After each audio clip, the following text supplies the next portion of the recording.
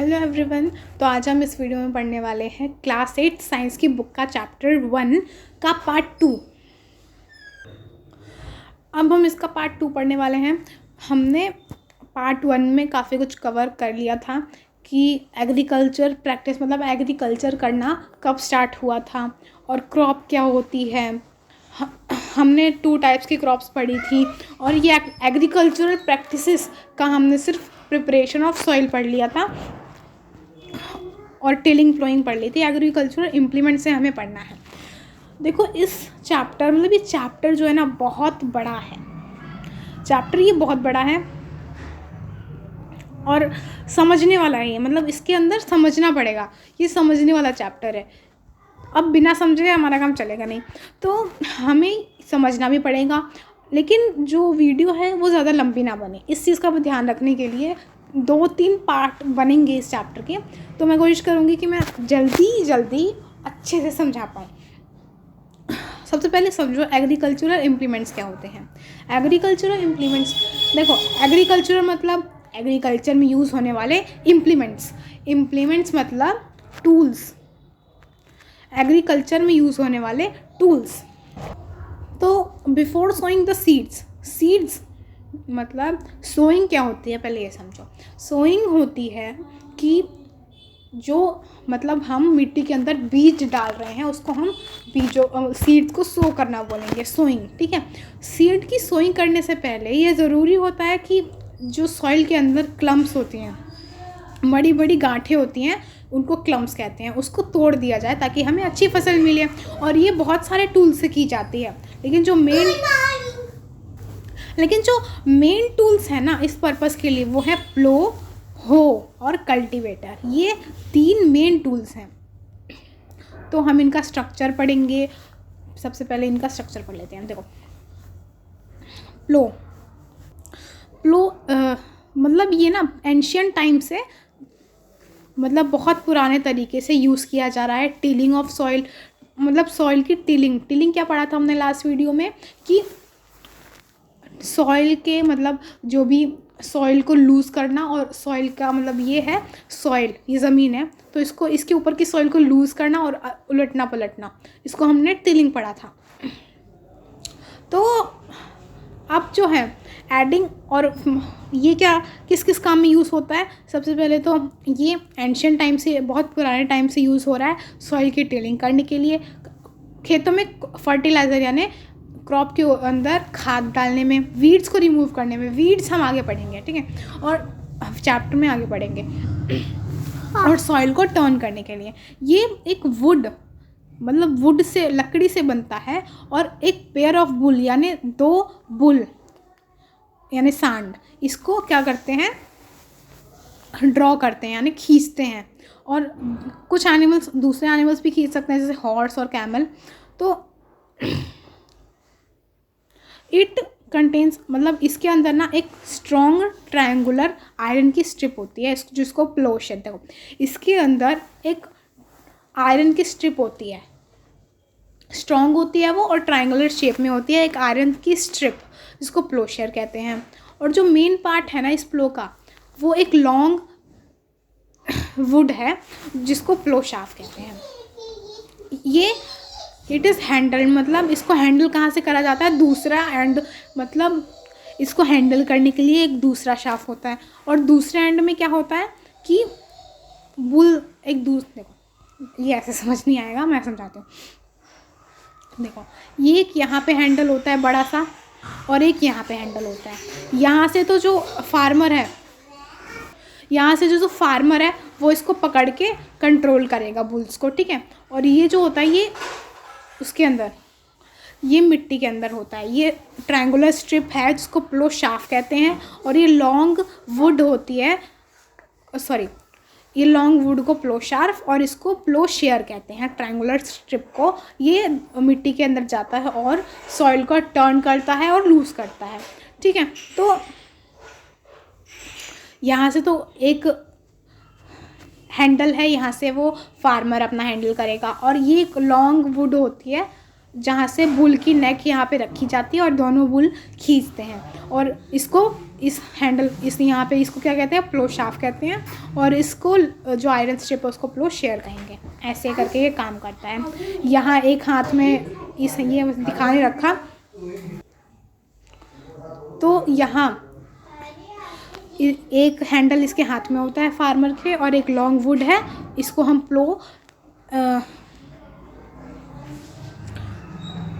इसको प्लो शाफ्ट कहेंगे, और इसको जो नीचे वाला आयरन स्ट्रिप है उसको प्लो शेयर कहेंगे।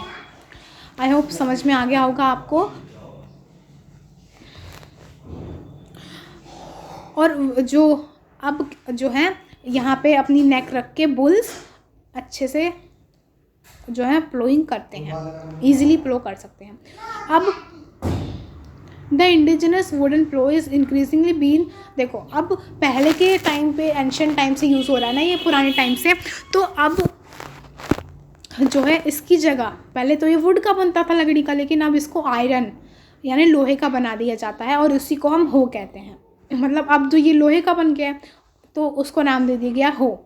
एक सिंपल टूल है जो कि वीड्स को रिमूव करने में, वो हम आगे पढ़ेंगे, और सॉइल को लूज़ करने में हेल्प करता है। और एक लॉन्ग रॉड होती है, वुड की भी हो सकती है, आयरन की भी हो सकती है, और एक स्ट्रॉन्ग होती है और चौड़ी होती है, एक बेंट प्लेट होती है आयरन की, जो कि इसके एंड पे फिक्स होती है। ये रहा इसका डायग्राम। तो देखो एक लॉन्ग रॉड होती है, यहाँ इसका देखो यहाँ जो है वो वही है कि एक बीम होती है, यहाँ पे अपना एनिमल नेक रखते हैं, और यहाँ पे ग्रिप मतलब इसका हैंडल है, यहाँ पे जो फार्मर है इसको कंट्रोल करेगा, और यहाँ पे प्लेट होती है, सेम चीज़ है। और ये फिर सॉइल के अंदर जाके उसको टर्न करेगी, फार्मर यहाँ से ऑपरेट करेगा, और यहाँ से वो एनिमल खींचेंगे। बस यही था इसमें, जो कि अब ये बेंट प्लेट है वो ब्लेड की तरह लगता है, और ये एनिमल्स के थ्रू पुल किया जाता है, खींचा जाता है। अब कल्टीवेटर, प्लो हो और कल्टीवेटर हमने पढ़ा था। तो अब कल्टीवेटर क्या है, आज के टाइम पे जो प्लोइंग है ना वो ट्रैक्टर से की जाती है। ट्रैक्टर ड्राइवन कल्टीवेटर, मतलब कल्टीवेटर जो कि ट्रैक्टर ड्राइव के थ्रू किया जाता है। जो कल्टीवेटर का, अब इस कल्टीवेटर का यूज़ करने से हमारा टाइम और लेबर मतलब मेहनत दोनों बचेगी। अब हम इसे ट्रैक्टर से आराम से बैठ के क्या कर रहे हैं, ये है इसका, इससे क्या किया जाता है, कल्टीवेट किया जाता है। मतलब एक ऐसे करके होता है, देखो मैं बताती हूँ, ये एक ऐसे करके होता है, और इसके यहाँ पे ना शार्प सी एजेस लगी होती हैं यहाँ पे, और ये ज़मीन के अंदर जाके अच्छे से उनको प्लो कर देती है। अब देखो इसके ऊपर तो कितनी सारी लगी हुई है शार्प सी, लेकिन इन दोनों के अंदर सिर्फ एक लगी हुई है, तो इससे टाइम भी ज़्यादा लगेगा और मेहनत भी ज़्यादा करनी पड़ेगी। लेकिन इसके लिए तो अगर हम कल्टीवेटर का यूज़ कर रहे हैं तो इससे हमारा टाइम और मेहनत दोनों बचेगी। सोइंग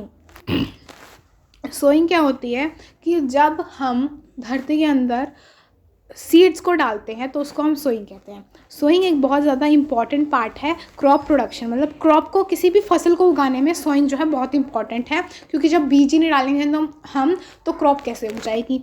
मतलब सोइंग करने से पहले, उन सीड्स को डालने से पहले ज़मीन के अंदर एक अच्छी क्वालिटी की, देखो एक अच्छी क्वालिटी की साफ़ सुथरी और हेल्दी सीड जो है चुनी जाती हैं। अब फार्मर्स ये कहते हैं कि अगर आप अच्छी सीड चुनोगे ना तो वो हाई यील्ड, मतलब फसल उससे अच्छी आएगी। अब हमें इतना पता है कि अच्छी क्वालिटी की सीड चुनने से अच्छी आती है मतलब फसल, तो हम उसका सिलेक्शन मतलब चुनेंगे कैसे, हमें कैसे पता चलेगा कौन सी सीड अच्छी है कौन सी सीड अच्छी नहीं है। तो पहली बताती है कि एक दिन मेरी मदर ने कुछ ग्राम सीड्स, ग्राम होती है दाल, कुछ दाल की जो सीड है ना वो एक बर्तन में डाली और कुछ पानी डाल दिया उसके ऊपर। कुछ मिनट बाद कुछ सीड्स जो हैं वो उसके ऊपर, उसके टॉप पे मतलब उसके ऊपर फ्लोट करने लगी। लेकिन उसको ये हुआ कि ये सीड पानी पर तैर कैसे रही है। एक्टिविटी 1.1 में आपको एक बर्तन लेना है, बीकर यानी बर्तन, और फिर उसको आधा पानी से भर देना है, और एक हैंडफुल मतलब मुट्ठी भर आपको वीट की सीड्स यानी गेहूं के सीड उसके अंदर डालने हैं और अच्छे से स्टीर वेल मतलब मिला लेना है और कुछ टाइम के लिए वेट करना है। क्या वो सीड्स आर दी सीड्स मतलब क्या कुछ सीड्स पानी के ऊपर आई तैरी, क्या वो दूसरी सीड से हल्की हैं या फिर दूसरी सीड उनसे भारी हैं जो कि डूबी हुई हैं अभी भी। वाई मतलब वो अगर हल्की हैं तो हल्की कैसे हो गई। अब देखो जो डैमेज हो चुकी मतलब जो बिल्कुल ख़त्म हो चुकी होती है ना सीड्स, जो अच्छी नहीं होती हैं बिल्कुल भी, वो अंदर से खोखली हो जाती हैं और इसलिए उनका वज़न कम हो जाता है, तो इसलिए वो पानी के ऊपर फ्लोट कर रही हैं। मतलब जो डूबी हुई है ना सीड्स वो हमारी हेल्दी सीड्स हैं, अच्छी सीड्स हैं वो। तो ये एक गुड मेथड है जिससे हम हेल्दी सीड्स जो हैं डैमेज वाली से सेपरेट यानी अलग अलग कर सकते हैं। अब सोइंग करने से पहले ये भी इम्पॉर्टेंट है कि हम पता लगाएं उन टूल का जो कि सीड को सो करने में मतलब उनको सीड की सोइंग करने में हेल्प करता है। फिगर 1.2 ए और बी में आपको बता रखा है। तो फिगर 1.2 ए और बी, ये 1.2 ए 1.2 बी आपको दे रखी है। ट्रेडिशनल अब ये टूल्स जो है ना वो सोइंग के लिए यूज़ करते हैं और ये जो हमने पहले टूल्स पढ़े ये टिलिंग के लिए यूज़ करते थे, ठीक है। तो traditional tool, this tool is use traditionally for sowing seeds मतलब सीड्स को सो करने के लिए ये टूल यूज़ किया जाता था। शेप लाइक अ फनल मतलब फनल की शेप का होता है, फनल ऐसे होता है, देखो ऐसे यहाँ पे छोटा सा होता है, यहाँ ऐसे, ये फनल होता है। Traditional tool, this tool is use traditional मतलब ये टूल किस लिए यूज़ किया जाता था, सीड को सो करने के लिए। और एक फनल जैसी शेप होती थी इसकी, ऐसे करके फनल, ठीक है। आपको फिगर 1.2 ए में दिखा रखा है। The seeds are filled into the funnel मतलब सीड्स को उस फनल के अंदर डालते थे और नीचे की तरफ प्रेस करते थे। 2 और 3 पाइप्स जो होती थी मतलब 2 या 3 पाइप्स होती थी जिनके शार्प एंड्स होते थे। These end pierce into the soil मतलब ये पाइप्स जाके ज़मीन के अंदर चली जाती थी। देखो तो सबसे पहले ये फनल होता था और ये पाइप होती थी, ये सीड्स को इनके अंदर डाला जाता था और ये ना पाइप बहुत शार्प होती थी तो इसलिए सॉइल के अंदर जाके ना ये बिल्कुल गड़ जाती थी, तो इसलिए सीड्स जो हैं अंदर तक चली जाती थी। फिगर आपको दिखा दी मैंने। सीड ड्रिल, अब दूसरा सीड ड्रिल। नाउ डेज मतलब आजकल सीड ड्रिल का यूज़ होता था सोइंग के लिए और ये ट्रैक्टर्स में लगा मतलब ट्रैक्टर्स में इसको लगा देते थे और फिर ये हो जाता है। देखो अब ट्रेडिशनल टूल में हमने क्या देखा कि सीड जो हैं हमें नहीं पता कितने डिस्टेंस में लगानी है, ऊपर खाबड़ सी लग जाती थी, कितने भी डिस्टेंस में लग जाती थी। लेकिन ये क्या करता है सीड्स को यूनिफॉर्मली एट इक्वल डिस्टेंस मतलब इक्वल डिस्टेंस पे और इक्वल डेप्थ मतलब गहराई पे सो करता है। ये इंश्योर करता है कि जो सीड हैं वो सॉइल से कवर हो जाए। मतलब अगर आप ये इंश्योर करता है कि सीड एक बार अगर चली गई तो वापस से उसके ऊपर सॉइल आ जाए। दिस प्रोटेक्ट सीड्स मतलब ये सीड को प्रोटेक्ट करता है ताकि इसको बर्ड्स ना खाएं। और sowing by using a seed drill, और सीड ड्रिल से अगर हम ये सो करेंगे तो हमारा टाइम और लेबर दोनों बचेगा। तो अब देखो यहाँ से ये सीड ड्रिल है, इसके शार्प से एंड है और फिर जो यहाँ है इसके अंदर सीड्स डाली जाती हैं और फिर ये सारे में ऐसे कर देता है यूनिफॉर्म गहराई और डिस्टेंस पर। अब पूजो कहता है कि मेरे स्कूल के पास ना एक नर्सरी है, नर्सरी क्लास वाला नहीं है, ये नर्सरी क्लास वाली नहीं है। देखो नर्सरी क्या होती है, कुछ सीड्स को ना पहले ही थोड़ा सा उगा दिया जाता है ताकि वो अच्छे से मतलब कुछ क्रॉप्स को ना पहले से ही, कुछ सीड्स को पहले से ही उगा दिया जाता है, छोटे छोटे प्लांट्स में कन्वर्ट किया जाता है, फिर जाके उनको खेतों में उगाया जाता है। I found that little plants were kept in small bags. उसने देखा कि छोटे छोटे से जो प्लांट्स हैं ना वो बैग्स के अंदर रखे जाते हैं। तो ये कहता है ऐसा क्यों रखा जाता है। अब पहेली इसका आंसर देती है कि कुछ प्लांट्स की जो सीड्स हैं ना, जैसे कि पैडी, वो पहले नर्सरी में ग्रो की जाती हैं। जब वो बिल्कुल सीडलिंग्स यानी जब उन सीड्स के अंदर छोटे छोटे से पौधे उगने लग जाते हैं ना, तो वो फील्ड मतलब खेत के अंदर डाल दिए जाते हैं मैन्युअली, मतलब हाथ से ही डाल दिए जाते हैं। कुछ फॉरेस्ट प्लांट्स और फ्लावरिंग प्लांट्स भी ऐसे ही नर्सरी में ग्रो किए जाते हैं। Appropriate distance between the seeds is necessary to avoid overcoming the, देखो अब अच्छा मतलब अप्रोप्रिएट डिस्टेंस मतलब एक ठीक डिस्टेंस जो है सीड के बीच में होना चाहिए, ताकि ओवर क्राउडिंग मतलब भीड़ ना हो प्लांट्स के बीच में। और ये जो है it allows plants to get sufficient, और ये प्लांट को क्या हेल्प करेगा कि उनको अच्छे से सनलाइट मिले। सफिशिएंट मतलब जितना उनको चाहिए उतना सनलाइट मिले, न्यूट्रिएंट्स, वाटर फ्रॉम सॉइल। अगर आप वैसे भीड़े भीड़े से कर दोगे सीड्स को, तो हो सकता है एक प्लांट को मिले एक प्लांट को ना मिले सनलाइट। तो इसलिए ये ज़रूरी है कि प्रॉपर डिस्टेंस पे सीड्स को उगाया जाए। At times a few plants may have to, कई बार जो है ओवर क्राउडिंग मतलब बहुत ज़्यादा भीड़ हो जाती है, तो कुछ प्लांट्स को निकाला जाता है वहाँ से ताकि ज़्यादा भीड़ ना हो। एडिंग मैन्योर एंड फर्टिलाइज़र, अब ये तीसरा स्टेप है, देखते हैं। हाँ, ये तीसरा स्टेप है एडिंग मैन्योर एंड फर्टिलाइज़र। तो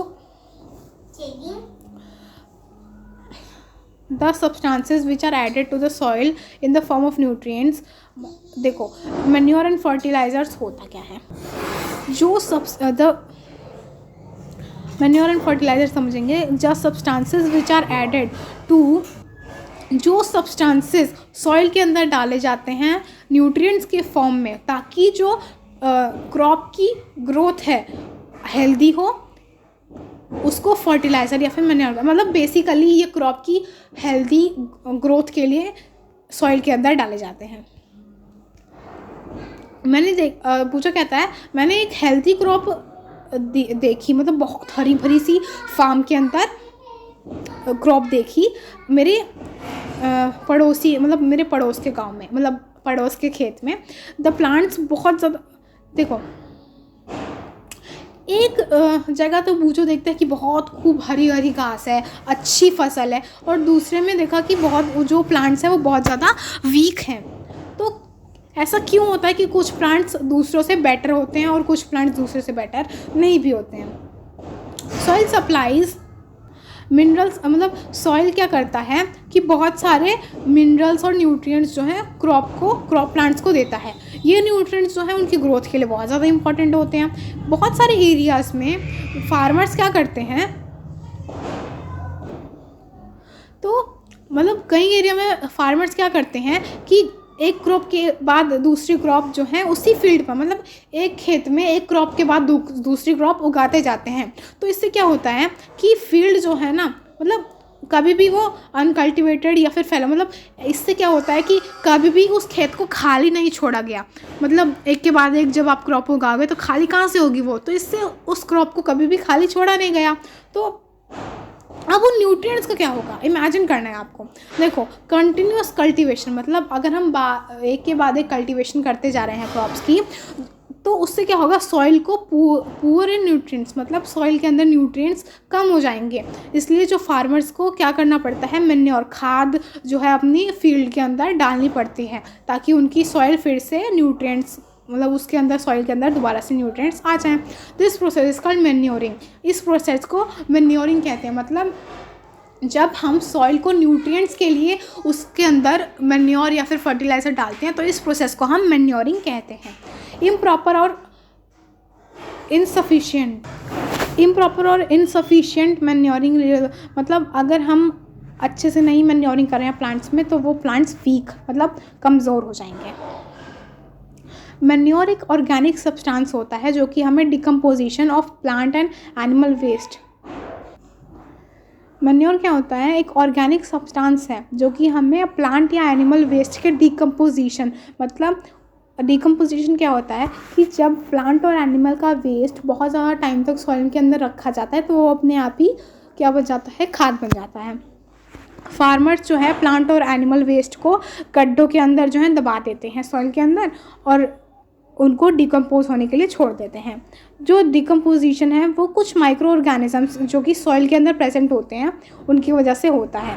the decompose matter is used as organic matter. तो जो डिकम्पोज मैटर है उसको ऑर्गेनिक मैटर, मतलब उसको एज अ खाद यूज़ कर लिया जाता है, और जो कि आप क्लास 6 में पढ़ चुके हैं। तो देखो चैप्टर बहुत बड़ा है, तो आज के लिए बस इतना ही। तो कैसा लगा वीडियो ज़रूर बताना, समझ में आया है तो प्लीज़ लाइक और सब्सक्राइब कर देना, और कोई डाउट है तो कमेंट्स में ज़रूर से पूछ लेना। और इसके बहुत सारे पार्ट्स बन जाएंगे क्योंकि हमने बहुत थोड़ा सा ही चैप्टर कवर कर रहे हैं, क्योंकि इसमें समझाने वाला चैप्टर है तो इसके अंदर समझना भी पड़ेगा। और वीडियो में 20-20 मिनट की इसलिए बना रही हूँ ताकि आपको पढ़ने में इंटरेस्ट आए और आप बोर ना हो जाओ। तो मिलते हैं आपने नेक्स्ट वीडियो में, तब तक के लिए keep learning and stay connected. Thank you very much.